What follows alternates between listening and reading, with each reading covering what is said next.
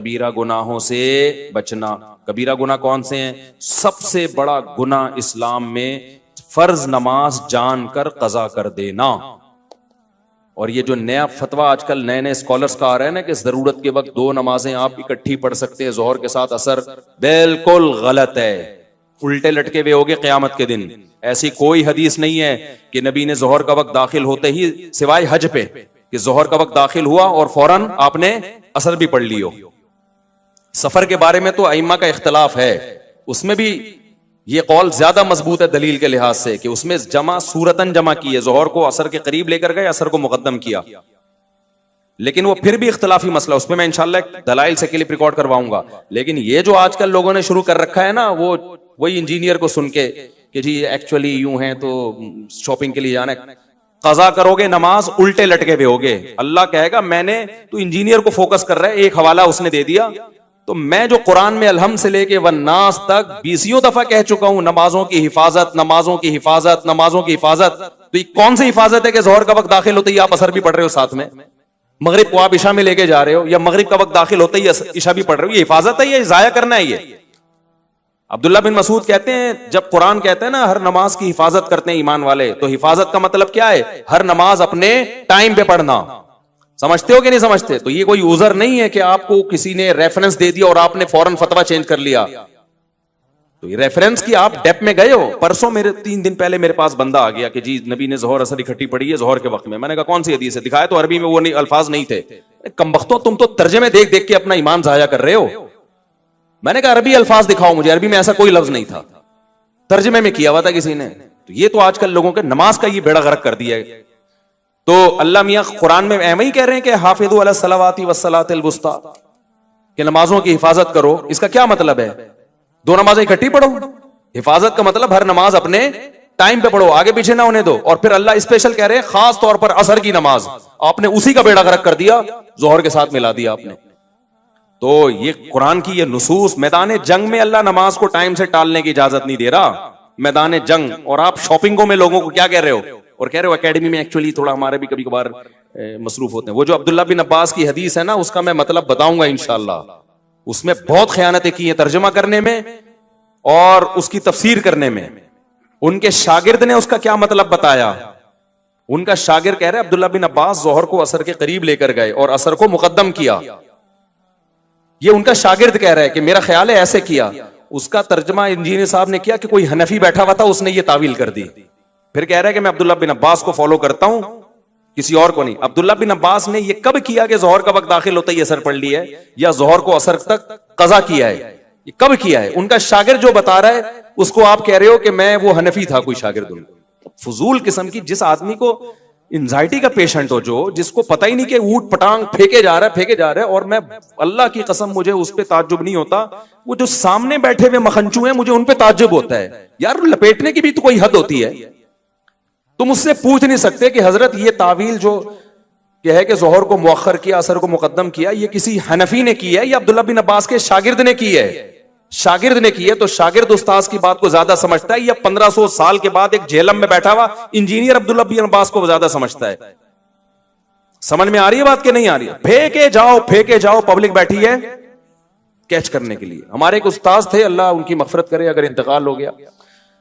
उस्ताजों के बारे में ऐसी बात करनी तो नहीं चाहिए, लेकिन अब किसी को क्या पता, वो करते थे इस तरह की बातें ना, तो फिर तलबा मजाक उड़ाते थे। वो क्या करते, जब क्लास में आते ना तो अपनी तारीफें बहुत ज्यादा करते थे। वो थे काबिल उस्ताज, लेकिन बहुत ज्यादा करते थे। मैं यूं हूं, मैं यूं हूं, मैं यूं हूं, मैं यूं हूं, फिर बोलते रहते। तो मैंने एक दिन एक लड़के को देखा, वो यूं यूं कर रहा है बैठ के, यूं यूं यूं। मैंने कहा ये क्या कर रहा है भाई तू? वो लड़का भी, मैं जानता हूं, यहाँ बयान में भी बैठा हुआ है। अब वो तो हमारा दोस्त, अब तो बड़ा हो गया, वो बच्चे जवान हो गए उसके। तो वो यूं यूं कर रहे हैं ना। मैंने कहा क्या कह रहे हैं यार? ये फेंक रहे हैं, मैं लपेट रहा हूँ। वो पतंग में नहीं मांझा, फिर मैं लपेट रहा हूँ। अच्छा, यूं डेस्क के नीचे करके लपेट रहा होता था। तो मैंने कहा ये तो ऐसा नहीं करो यार। कहते हैं भाई एक दिन इनकी तारीफ हमने सुन ली, 2 दिन हो गए, 3 दिन हो गए यार, अब इतना दुनिया में नेक कि यही टीचर एक पैदा हुए हैं। टीचर वाकई काबिल थे, लेकिन बहुत ज्यादा करने लगे थे ना, तो हमें बड़ी हंसी आई। तो अगला फेंके जा रहा है, आप बैठ के क्या कर रहे हो? लपेटे। नबी हजरत सफिया को बुखारी में है कि घर छोड़ने के लिए गए, यानी मस्जिद से बाहर निकल गए। अबे तू तर्जमा देख लो उसका, और तर्जमा भी गलत हो सकता है। अरबी अल्फाज तो देखो ना, तुम उलमा से तो पूछो। जोहर के साथ असर इकट्ठी हो रही है, मगरिब को डिले किया जा रहा है, और दलील वो अब्दुल्ला बिन अब्बास की दी जा रही है कि मेरी उम्मत हरज में ना पड़े। और ये भी कहा जा रहा है कि अगर हर नमाज अपने टाइम पे ही पढ़नी थी तो इसमें आसानी क्या हुई? ओ भाई, आसानी इसमें है कि आपको 2 नमाजों के लिए 2 दफा आना है। अब एक ही दफा में 2 नमाजें निबट जाएंगी, तो ये आसानी नहीं है, तो कॉमन सेंस की बात है। किसी दिन किसी जरूरत से इमाम साहब ये करें कि जोहर को असर तक ले गए, असर के करीब जोहर पढ़ ली और कहा असर का वक्त दाखिल होते ऐसे भी पढ़ लेंगे, बड़ी सहूलत हो जाती है इससे। तो कभी कभार अगर कोई ऐसा कर ले कोई हरज नहीं है। तो नबी ने भी ऐसा इसीलिए किया है कि कभी कभार कर लिया जाए तो कोई हरज नहीं है, लेकिन इसमें हर नमाज अपने टाइम पे ही पड़ी है। समझते हो कि नहीं समझते? ये कहां लिखा है कि कजा की है वो? तो मैं इनसे पूरा क्लिप रिकॉर्ड करवाऊंगा। तो अभी तो सिर्फ ये बताना है कि अभी जब आप वहां एकेडमी में बैठा करें तो यूं यूं कर किया करें, यूं जब भी बोला करें तो ठीक है, लपेटने के लिए बेहतरीन चीज है, सही है ना। बाकी मुतासिर ना हुआ करें, ये रिसर्च भाई, इट इज कॉल्ड रिसर्च, वो कोई रिसर्च नहीं है। अब्दुल्ला बिन अब्बास से सुनन निसाई में खुद ये तावील मनकूल है कि जोहर को मुकद्दम किया, असर को जोहर को मुअख्खर किया, असर को मुकद्दम। और दूसरी किताबों में उनके शागिर्द कह रहे हैं कि ऐसा किया है। उनको कह रहे हैं वो किसी हनीफी ने बोल दिया होगा मैं तो इब्ने अब्बास को फॉलो करता हूं। इब्ने अब्बास को आप फॉलो नहीं कर रहे, आप इब्ने अब्बास पर वो चीज थोप रहे हो जो आपकी अपनी जाती राय है, जिससे अब्दुल्ला बिन अब्बास बरी हैं। समझते हो कि नहीं समझते? तो हर नमाज, क्योंकि मुझे लोगों ने बताया कि दफ्तरों में लोग शुरू कर दिए जोहर के साथ इकट्ठी असर भी पढ़ रहे हैं। तो ये अल्लाह जो कह रहा है असर की हिफाजत करो, और मैदान जंग में भी अल्लाह नमाजों के तरीके बता रहा है, तो ये इस तकल्लुफ की क्या जरूरत थी? तो ये नमाज अपने टाइम पे पढ़ो, एक ही चीज रह गई है। तो इसलिए अल्लाह ने क्या फरमाया, वल्लदीना यज्तनिबूना कबाइरल इस्मी, तो कबीरा गुनाहों से बचते हैं। कबीरा में सबसे पहले नमाज का जाया करना है, दूसरा जिना करना, कत्ल करना, माँ बाप को बोलो मुंह से जल्दी लो, माँ बाप को सताना, तकलीफें पहुंचाना, फिर चोरी करना जिस पे हद जारी होती है, और होमोसेक्सुअलिटी ये भी कबीरा गुनाह है, और सूद खाना, बैंक में जॉब करना सूदी बैंक में, क्योंकि आप सूद में ताउन का जरिया बन रहे हैं। उलमा कहते हैं कबीरा गुनाह वो गुनाह है, हर वो गुनाह जिसपे जहन्नम की वईद हो या अल्लाह उसके रसूल की तरफ से लानत हो। तो नबी ने सूद देने वाले लेने वाले पर भी लानत, सूदी लेन देन पे गवाह बनने वाले पर भी लानत, सूदी लेन देन के को लिखने वाले पर भी लानत की है। तो ये भी कबीरा गुनाह में दाखिल है। इंश्योरेंस में जॉब करना, इंश्योरेंस, क्योंकि वो सूद और जुए का मजमुआ है, वो भी कबीरा गुनाह में दाखिल है। औरत का कभी कभार बेपर्दगी हो जाए तो सगीरा, मुकम्मल मुसलसल बेपर्दा रहना, मुसलसल जैसे कि आदत ही होती है, तो वो किस में दाखिल है? मुंह से फूक, कबीरा में दाखिल है। कभी बदनजरी हो गई गलती से, सगीरा में दाखिल है। बदनजरी की आदत पड़ जाना, बोलो कबीरा में दाखिल है। हैंड प्रैक्टिस का भी ऐसा ही मसला है, कभी किसी से गलती से हो गया, बहुत ज्यादा गलबा था उसके ऊपर, गलत किया उसने, तौबा इस्तिगफार करे, लेकिन वो कबीरा में नहीं आएगा। लेकिन ये काम जो करता है एक दफा नहीं होता, उससे यूज टू होता है। तो जब आप यूज टू हो गए तो ये किसमें आ गया? सगीरा गुनाह का जब इसरार हो ना, करते रहो, तो वो कबीरा में दाखिल हो जाता है। वो समझते हो कि नहीं समझते? इसी तरह और बहुत सारे गुनाह, रिश्तेदारी तोड़ना, एक साल हो गया बहन से बात नहीं हो रही, एक साल हो गया सगे भाई से मुंह बनाया हुआ है, फुप्पो से मुंह बनाया हुआ है, खाला, ये जो महरम रिश्ते हैं, ये इनसे सिला रहमी फर्ज है। कभी कभार हो जाती है ऊंच नीच, इतने लंबे अरसे के लिए कतई ताल्लुक कर लेते हैं, तो ये भी किस में दाखिल है? रिश्तेदारी तोड़ना इस्लाम में छोटा गुनाह बोलो नहीं है। तो ये मोटे मोटे गुनाह, कभी कभार किसी की हल्की फुल्की गीबत हो गई, सगीरा में दाखिल है। गीबत का ताल्लुक इससे है कि गीबत करके अगले को जलील कितना कर रहे हो। थोड़ी सी इंसल्ट हुई तो सगीरा, बड़ी इंसल्ट हुई तो कबीरा। समझ रहे हो? इसकी मिसाल ऐसे है, एक आदमी ने कहीं हल्का सा छोटा सा कोई जुर्म कर लिया, मामूली सा, आपने देख लिया उसको, आपने लोगों को बता दिया, अल्लाह ने उस पर पर्दा डाला हुआ था, आपने बता दिया कि ये जो है ना घंटी बजा के भाग रहा था, एक मिसाल दे रहा हूं। तो इससे कोई ज्यादा जलील नहीं हो जाएगा सोसाइटी में, तो ये गीबत भी सगीरा कहलाएगी। लेकिन आपने उसको ज़िना करते हुए देख लिया या कोई और जुर्म करते हुए, अल्लाह ने उसके गुनाह पे क्या डाला है? पर्दा। तो इस्लाम भी कहता है क्या डालो, उसको समझाओ जाके, आप दुनिया में क्यों जलील कर रहे हो? आपने जाके फौरन लोगों को बता दिया ये कर रहा है, ये जितना बड़ा जुर्म जिना है ना, उससे बड़ा जुर्म आपने कर लिया, और अब अपने जलील होने के लिए तैयार हो जाओ। समझ रहे हो? हदीस में आता है कि जो किसी की मुसीबत पे खुश होता है ना, उसका खतरा है कि अल्लाह उसको उस अजाब में डाल दे। मुसीबत ही है ना, जिना कर लिया उसने। आज मीडिया पे कैसे चीजें वायरल करते हैं, खुफिया वीडियो लीक हो गई, होटल की वीडियो लीक हो गई, फलाने की खुफिया वीडियो लीक हो गई। कमाल की बात है, लीक होने वाले को कोई बुरा नहीं कह रहा, लीक करने वाले को कोई बुरा नहीं कह रहा होता। क्या दुनिया में सारे ऐसे हैं कि वो उनका कभी कोई छुप के कोई गुनाह ही नहीं किया उन्होंने? अगर अल्लाह सबको एक्सपोज कर दे। आमिर लियाकत की बीवी ने क्या किया था, उसकी बरहना वीडियो शाया कर दी। उस वक्त सारे क्लिप आमिर लियाकत के खिलाफ बन रहे थे। मैं हैरान था, उसकी बीवी को कोई कुछ नहीं कह रहा। कितनी बड़ी मुजरिम थी वो औरत, कितनी जलील औरत थी वो, कि जो मियां बीवी के खास मामलात होते हैं उसमें वो बेशरम औरत जो है उसके बगैर कपड़ों की वीडियो वायरल कर रही है, और लोग उसे एक लफ्ज कहने के लिए तैयार नहीं है। सारा नजला आमिर लियाकत पे उतार रहे हैं। तो ये हमारी सोसाइटी का ना बहुत बड़ा ऐब है कि जो गुनाह कुछ वायरल कर रहा है उसको एक लफ्ज नहीं बोला जाता, और सारा नजला उस पर जो छुपके गुनाह कर रहा है। जो छुपके कर रहा है तो शरीयत ने तो उस पर पर्दा डालने का हुक्म दिया है। हाँ, खुलेआम कर रहा है तो फिर उसको जलील करते फिरो। तो ये बहुत बड़ा इल्मिया हमारी सोसाइटी का भाई। बता रहे होते हैं मजे ले लेके उसने ये किया, और फिर इनमें अक्सर झूठ भी होता है, हमेशा सच नहीं होता इसमें। तो इसलिए, और खास तौर पे तलाक के बाद ना, ये जहन में रखो, मियां बीवी एक दूसरे पे इल्जाम लगाते हैं, इन इल्जामों को कभी वैल्यू ना दिया करो। शौहर कहते हैं मेरी बीवी गलत थी इसलिए मैंने तलाक दे दी। बोलो तू उल्लू का पट्टा है। जब दे दी है, तेरी बीवी नहीं है, तो शर्म नहीं आती किसी अजनबी औरत के बारे में ऐसी बातें करता हुआ? बस नहीं अच्छी थी, तूने छोड़ दिया ना, तो तेरा काम था, कर लिया। अब क्यों बोल रहा है कि वो ऐसी थी वो वैसी थी? मीडिया पे जब भी कोई बेगैरत आया करे ना, तलाक देके बोला करे मेरी बीवी ने ये किया इसलिए मैंने छोड़ा, उस बेगैरत गालियां लिख के दिया करो। गालियों का असर पड़ता है। आप समझ रहे हो कि उस पर असर नहीं होगा? होगा असर। जब गालियां जाएंगी ना दबा के, वो पढ़ेगा कमेंट्स, उसकी नींदें उड़ेंगी, बोलेगा मैंने गलत कर दिया। और इसी तरह औरत अपने शौहर पे इल्जाम लगा रही हो ना लड़की के बाद, इसने ये यूं था, ये यूं था, ये यूं करता था, ये लड़कियों से बातें, उसको बोलो तू है एक नंबर की क्या है, बेशरम है। जब तेरा मियां नहीं है तो तुझे क्या लेना देना? तो ये हमारी सोसाइटी में ना, और मीडिया वाले भी चस्के लेते हैं बिल्कुल, तो बहुत मजे ले लेके इसको वायरल कर रहे होते हैं। तो ये इस्लाम में हराम है, गुनाहे बोलो कबीरा है। इसी तरह भाई कहते हुए डर लगता है, लेकिन मसला है मैं छुपा नहीं सकता, मर्द के लिए दाढ़ी काटना भी गुनाहे बोलो कबीरा है।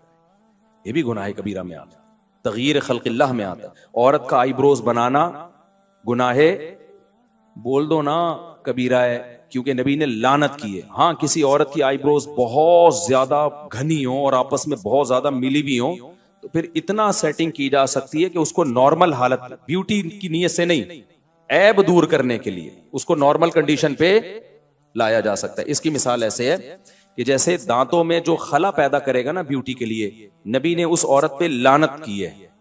अरब के में ऐसा होता था, खवातीन क्या करती थी, उस जमाने में भी डेंटिस्ट होते थे, तो दांतों में ना खला पैदा करवाती थी, क्योंकि दो दांत में अगर बीच में गैप हो थोड़ा सा, बाज लोगों पे अच्छा लगता है ना, बोल दो अच्छा लगता है, वो बाजों के नहीं भी लगता।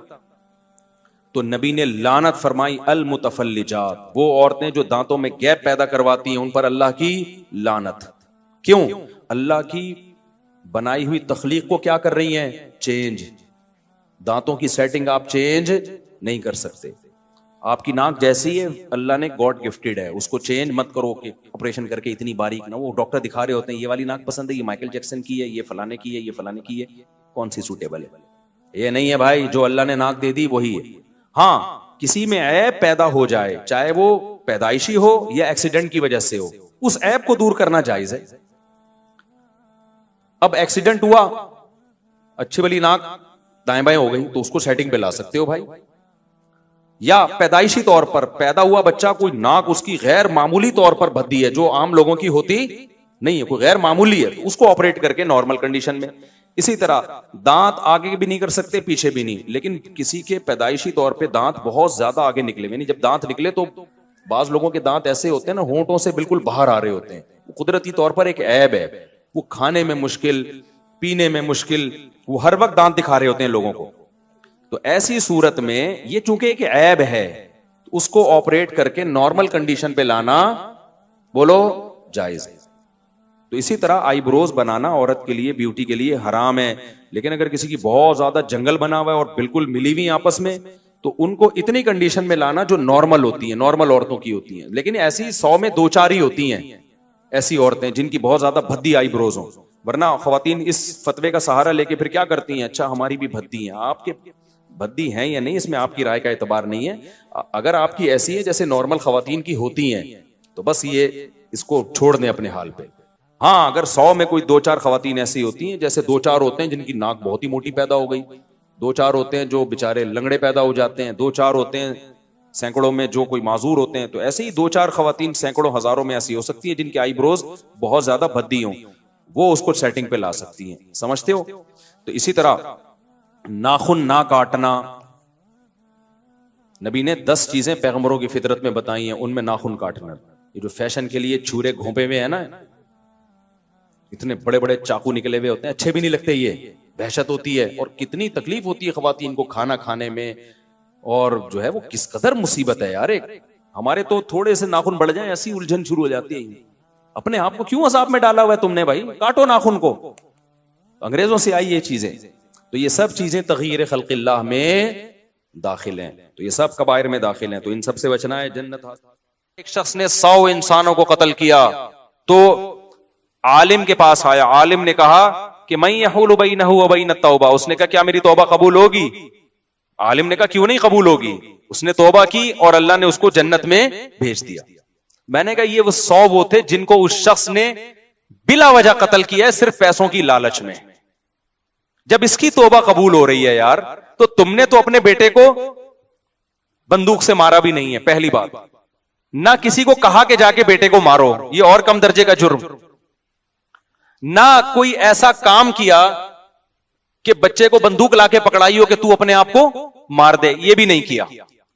फिर नाजायज बात पे ताना भी नहीं दिया, सॉरी जायज बात पे ताना नहीं दिया कि उसने कोई जायज काम किया हो या अच्छा काम किया हो, 4 शादियां करके बैठा और आपने ताने दे दे के मार दिया उसको, ऐसा भी नहीं किया। ऐसे काम पे ताना दिया जिस पे ताना बनता भी है, आपको मुसीबत में डाला उसने।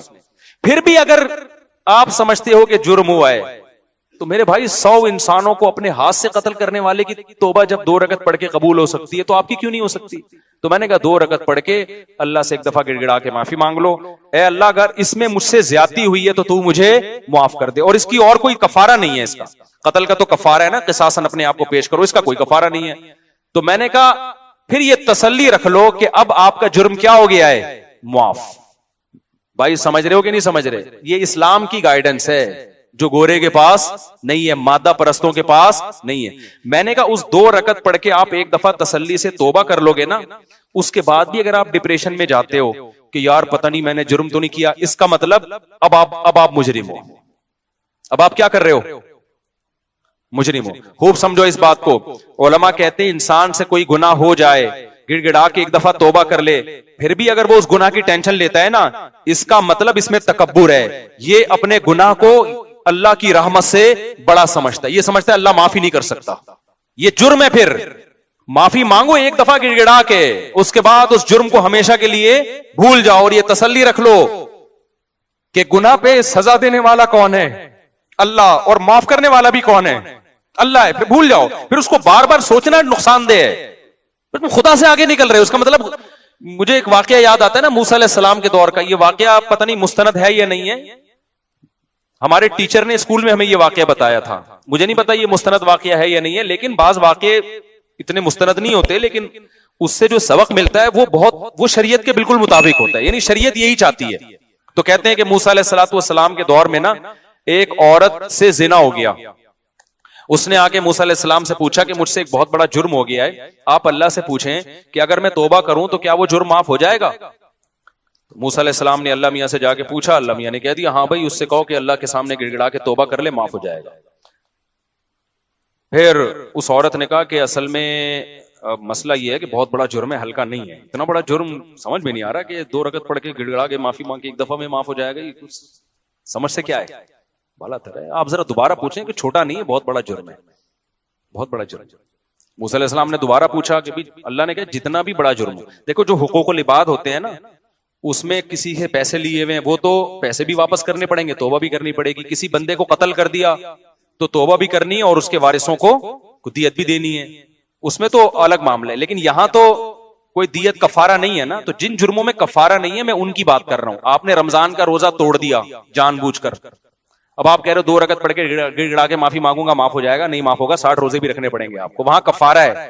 वो जराइम जिनमें कफारा नहीं, जैसे जिना कर लिया तो कोई कफारा नहीं है, इसका सिर्फ तौबा है। इंटरनेट पर कोई फोश मूवी देख ली, अल्लाह बचाए सबको इस पलीद अमल से, अब इसका कोई कफारा नहीं है, इसकी क्या है, तौबा है। या इसी तरह जिना कर लिया, या हैंड प्रैक्टिस है, या ये जो लड़कों से बदफेली है, या माँ बाप का दिल दुखा दिया, या ये कि इस तरह के बहुत सारे, नमाज जानकर कजा कर ली, अब इसका नमाज का तो ये कि कजा भी पड़े। तो मैं उन जुर्मों की बात कर रहा हूं जिनमें शरीयत की तरफ से कफारा नहीं है। कसम तोड़ दी, ये जुर्म है, तो तौबा भी करनी पड़ेगी और कसम का कफारा भी देना पड़ेगा। लेकिन वो जराइम जिनमें कफारा नहीं है, आप कह सकते हैं जिसने 100 इंसानों को कत्ल किया था उसने सिर्फ तौबा की है, तो वजह उसकी ये थी कि उसने जो सिर्फ तौबा, इसलिए तौबा से कबूल हो गया कि वो गरीब आदमी था, उसके पास उन लोगों की दियत देने के 100 आदमियों को कहां से जाके दियत देता वो। हमारे पास भी बाज दफा कोई कातिल आता है, कहते हैं मैंने कत्ल किया लेकिन मैं बहुत रोया हूं अल्लाह के सामने, अब मैं क्या करूं। तो मैं कहता हूं यार जिनका कत्ल किया है ना उनकी कोई दियत बांध दो, किसी तरह हदिये के नाम पे ना कुछ इतने अमाउंट बनता है, हस्बे तौफीक हर महीने हदिये के नाम पे किसी भी तरीके से ये देना पड़ेगा आपको। तो अगर नहीं है तो फिर जाहिर है जब आ जाए तो फिर दे देना। तो जिन गुनाहों का कफारा नहीं है मैं उनकी बात कर रहा हूं।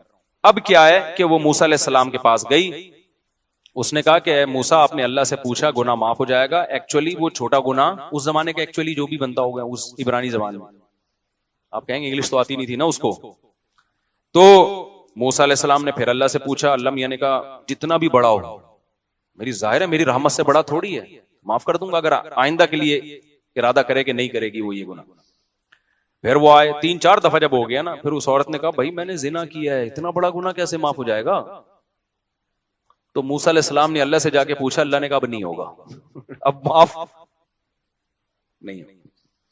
इसलिए कि जो जिसको खुद मेरी रहमत पे यकीन नहीं है, मूसा कलीमुल्लाह बार बार बता रहे हैं कि जितना बड़ा जुर्म भी हो अल्लाह माफ कर देता है, तो जिसको खुद मेरी माफी पे इश्काल हो रहा है कि ये तो नहीं होना चाहिए माफ, भाई ये तो गलत कर रहा है अल्लाह ताला, यानी इसका मतलब तो यही हुआ ना कि अल्लाह को हमसे पूछ के कवानीन बनाने चाहिए कि काबिल माफी है और पूरी जायदादें हड़प कर गया तो ये तो माफ नहीं होना चाहिए, ये तो सजा मिलनी चाहिए, बंदा मार दिया, ये कर दिया, वो कर दिया, तो जिना कर लिया, ये तो नहीं होना चाहिए भाई माफ। तो कहते हैं मूसा अलैहि सलाम को अल्लाह ने कहा कि इससे बोलो अब माफ नहीं होगा। क्यों भाई, तुझे एक दफा बता दिया, तू अल्लाह से आगे क्यों निकल रहे हो। तो खूब समझ लो, मैंने उनके बाप से ये कहा कि अगर आपसे जुर्म भी हुआ है ना, आपने तानों में ज्यादती कर ली थी, तो आप तौबा करें अल्लाह ताला से, और ये यकीन रखें कि तौबा करने से हर जुर्म क्या हो जाता है, मुआफ। उसके बाद भी आपको टेंशन हो रही है, पता नहीं मेरा आखिरत में क्या बनेगा, पता नहीं मैं मुजरिम हूं, तो मैंने कहा फिर वाकई आप मुजरिम हो, फिर क्या हो, फिर ये टेंशन आपकी बनाई हुई। एक दफा गिड़गिड़ा के तौबा करो और उसको हमेशा के लिए भूल जाओ, और तकदीर पर अकीदा रखो कि यही मौत का वक्त था, इसी दिन मरना था, बस जो होना था क्या हो गया, हो गया, दैट्स ऑल, आगे जिंदगी गुजारो। कह रहे हैं ठीक है मैं ये काम कर लूंगा, अल्लाह की तरफ से तो मुझे तसल्ली हो जाएगी, पब्लिक का क्या करूं मैं, बेगम तो ताने देगी ना, दे रही है, तूने मेरा घर में मुसलसल चिक चिक है। मैंने कहा उसका एक बेहतरीन हल, बेहतरीन, उसी वक्त मेरे जहन में आया, मैंने पार्सल कर दिया। मैंने कहा बेहतरीन हल, मैंने कहा देखो बेगम से कहो और अपने रिश्तेदारों से कहो, देखो मैंने बेटे को ताने दिए और आपका ख्याल है गलत ताने दिए, नहीं देने चाहिए थे, तो लेकिन उस तानों के नतीजे में बेटे ने क्या किया, खुदकुशी कर ली। मैं ताने ना देता तो खुदकुशी ना करता, अब आप मुझे ताने दे रहे हो, सही है ना। तो ऐसा है कि मैं भी टेंशन में हूं, जो टेंशन में बेटा था, तो अब मुझे डबल टेंशन है, एक ताने की टेंशन और एक बेटे की दुनिया से जाने की टेंशन। बेटे को एक टेंशन थी खाली ताने की, ये टेंशन नहीं थी कि उसकी वजह से कोई दुनिया से चला गया। मुझे कितनी टेंशन है, एक तो बेटे के जाने का गम और एक ये गम कि आप मुझे उसके ताने दे रहे हो, तो मेरी खुदकुशी उससे ज्यादा बनती है, मेरा राइट। मैंने कहा पहले आज़म करो, खुदकुशी करनी नहीं है, ऐसा ना हो कि लटक जाए कल, फिर मैं टेंशन में चला जाऊं कि यार मेरी वजह से गया। मैंने कहा ये तो सवाल ही पैदा नहीं होता, खुदकुशी तो है ही नहीं। लेकिन उनको बताने के लिए कि जब 2 ताने, उसको एक किस्म का ताना मिला, टेंशन हुई तो उसने खुदकुशी की, अब एक टेंशन मुझे बेटे के जाने की और एक आपके कि तेरी वजह से गया है। तो ऐसा है कि टेंशन की वजह से बंदा खुदकुशी करता है ना, तो टेंशन की वजह से फिर मेरा भी हक बनता है। तो ऐसा है कि कल सुबह मैं जा रहा हूं और घर वाले पूछेंगे वापस कब आएंगे, तो बोले मैं अखबार में हो सकता है मैं किस में आऊं, अखबार में आऊं। कराची में ऐसा होता है, बंदा सुबह जाता है बाइक पे, आता किस में, अखबार में। अखबार में आता है कि एक साहब सुबह 8 बजे घर से निकले थे और अब फला जगह अल्लाह बचाए उनकी लाश मिली। तो मैंने कहा उनको आप कह दो कि जो तुम्हारे ख्याल में मैंने बेटे के साथ किया वो तुम मेरे साथ कर रहे हो, तो फिर मेरा भी हक बनता है कि मैं भी किसी खंबे से जाके चिपक जाऊं। मैंने कहा ये कहो और सुबह घर से निकल जाओ। मैंने कहा बेटे के जाने से तो मुआशी लिहाज से कोई नुकसान नहीं हुआ, बल्कि बेचारा वो तो कमा ही नहीं रहा था। आपके जाने से पूरे घर की क्या हो जाएगी, ऐसी की तैसी, वो कमाने वाला ही। घर वाले कितना जुल्म करते हैं यार, एक आदमी के टुकड़ों पे तुम पलते हो, वो गैस बिजली का बिल वो दे रहा है, घर बना के उसने दिया, उसको सुकून तो दो ना तुम। वो 4 दिन के लिए तुम्हें घर से छोड़ के चला जाए, तुम रोड पे आ जाओगे, तुम सारे खुदकुशियां करोगे। अगर गलती हुई भी है उससे तो उसके एहसानात उन गलतियों से ज्यादा हैं। घर के सरबराहों के साथ आजकल सुलूक कैसा हो रहा है मार्केट में। मैंने कहा मेरे भाई उसकी खुदकुशी तो ये चंद दिन में भूल के अफोर्ड कर लेंगे, तुम्हारा मार्केट से शॉर्ट होना खानदान अफोर्ड नहीं कर सकता, क्योंकि तुम्हारी वजह से कितने लोगों को रिस्क मिल रहा है, कमा रहा है ना एक आदमी, बिजनेस कर रहा है। मैंने कहा आप निकल जाओ अगली फ्लाइट से चित्राल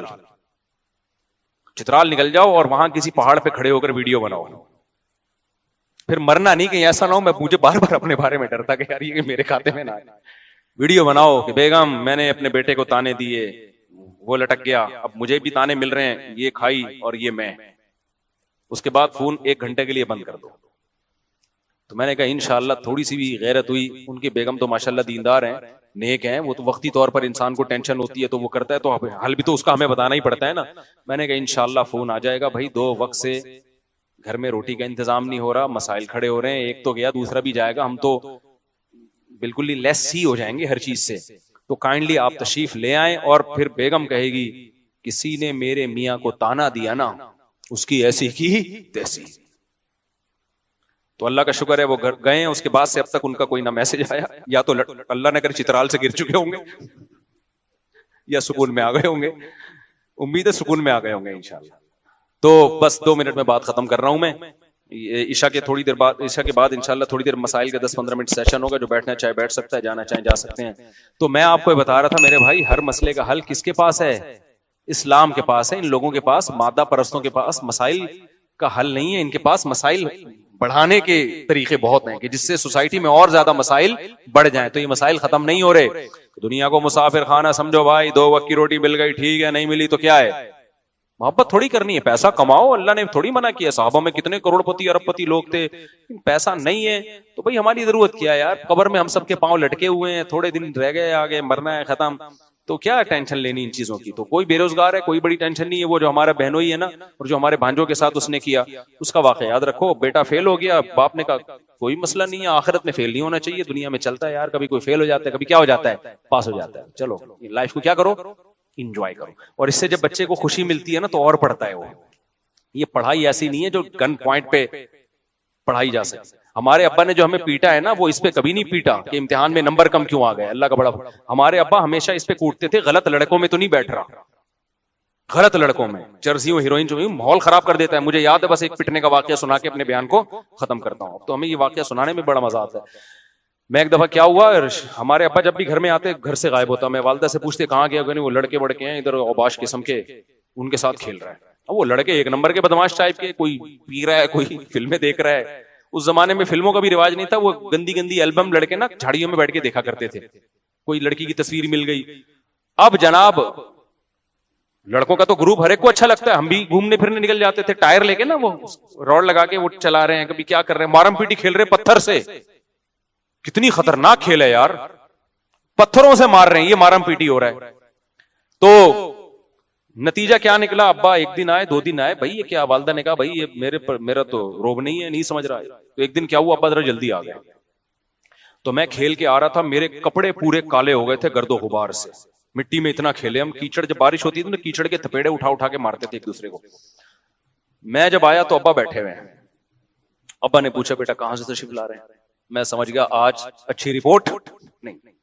तो अब्बा के पास पाइप था, वो जो मैंने बताया ना सस्ते रेट पे मिल जाया करता था उस जमाने में, फ्री में भी मिलता था, वो पाइप रखा हुआ था। अब्बा ने पकड़ के अल्हम्दुलिल्लाह तबीयत से हमें सगीरा कबीरा अलानिया सारे गुनाह हमारे उस दिन क्या हो गए, माफ। उसके बाद से रोब बैठ गया, यार अब इन लौंडे लफड़ों में नहीं बैठना है। तमीज से अपने कजनों में बहन भाइयों में खेलना शुरू कर दिया हमने। गली मोहल्ले में भी खेलते थे तो देख के कि यार कोई खानदानी बंदा हो, अब्बा नोट करते हैं। तो ये इन चीजों पे तो समझ में आता है यार, टेंशन लेना भी कि बच्चा चर्सियों में बैठ रहा है, भाई बच्चे के नंबर कम आ रहे हैं, कुछ नहीं होता यार, अल्लाह ने सबको साइंसदान बनने के लिए पैदा नहीं किया। बच्चा कमा नहीं पा रहा, कोई मसला नहीं है यार, सारे कमाए, को गरीब भी तो दुनिया में होंगे ना, वरना मालदार गालियां किसको देगा? अगर सारे गरीब दुनिया से खत्म हो जाएं तो मालदार को तकब्बुर का भी तो अल्लाह जहन्नम में डालेगा ना। तो सारे गरीब खत्म हो जाएं तो मालदार किस पे तकब्बुर करेगा? और फिर अल्लाह मालदारों को कहां ताना क़यामत में उनको आग में डालेगा कि तुमने गरीबों को नीचा क्यों समझा? तो गरीब भी होलसेल के हिसाब से रहेंगे। तो हो सकता है अल्लाह ने आपके 4 बच्चों को गुर्बत के लिए सिलेक्ट कर लिया हो, ठीक है। तो अब देखो वो बस मैं 2 मिनट में बात समेटता हूं ताकि वो लिंक हो जाए ना। एक तरफ ये है कि बच्चे को सहरी भी मिल रही है, इफ्तारी भी मिल रही है, बाप भी मालदार है, सिर्फ इसलिए कि बेरोजगार है, खुदकुशी कर रहा है। दूसरी तरफ सहाबा किराम इतनी गुर्बत के बच्चा पैदा हो रहा है, कत्ल कर रहे हैं कि इसको खिलाएंगे कहां से? हमारे पास खाने को रोटी नहीं है, इसको कहां से खिलाएंगे?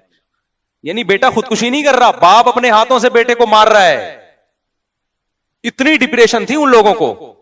पैगंबर ने क्या बताया? दुनिया मुसाफिर खाना है, यहां दौलत और गुर्बत ये इतनी अहम चीज नहीं है जितनी तुमने बना ली। दुनिया की वैल्यू अल्लाह की नजर में इस मुर्दा बकरी की से भी कम है। और रिस्क देने वाला कौन है? अल्लाह। जिसको चाहेगा 12 बच्चों में भी दे देगा, जिसको चाहेगा तो एक इकलौता बच्चा भी होगा वही वबाले जान बन जाएगा, जिसको चाहेगा औलाद ना होके भी माँ बाप को गरीब कर देगा। तो ये टेंशन तुम्हारी नहीं है, तुमने तो मेहनत करनी है, इसकी वजह से तुम्हें नस्ल नहीं रोकनी।